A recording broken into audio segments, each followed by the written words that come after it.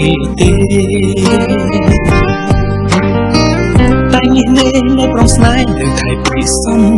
យាអូនសុខចាំបងរហូតលូដល់បានរៀបការជាជីវ៉ាស្រឡាញ់បងស្រឡាញ់ស្មោះមិនប្រែការងារអូនទាំងស្រាប់ក្នុងអូនរាប់រងតែម្នាក់ឯងបងចំបែងបងអាណិតអូនណាស់មកចាំស្នេហ៍ព្រោះយើងក្រទើបអ្នកផ្សេងមិនចង់មកនៅក្បែរតែសុំមីអូនកុំព្រួយអ្វីបើនៅមានបង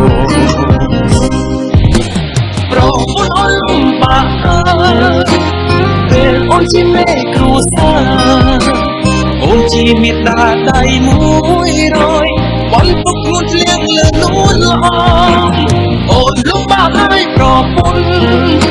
ប្តីមិនទាន់មានអ្វីសងនឹកខ្វះអូនណាបងនឹងប្រឹងតបស្នងសង្ឃសុភមង្គលជូនអូនវិញ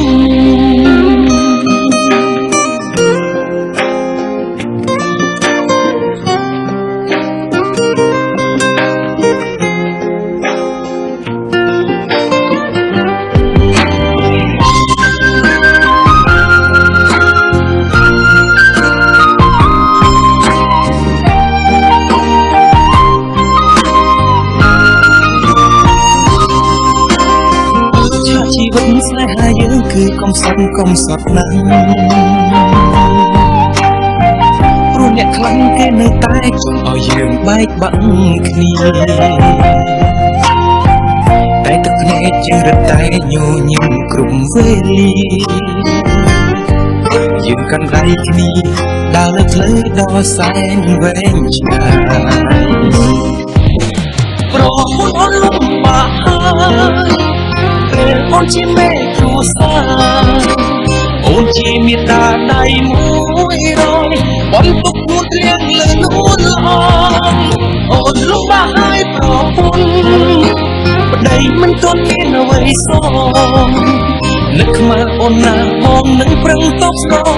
សាងសុភមង្គលជូនអូនវិញប្រពន្ធអូនលំបាកហើយពេលអូនជាមេគ្រួសារអូនជាមេដាដៃ100បន្ទុកងួនលៀងលើនួនល្អអូនលំបាកហើយប្រពន្ធប្តីមិនទាន់មានអ្វីសង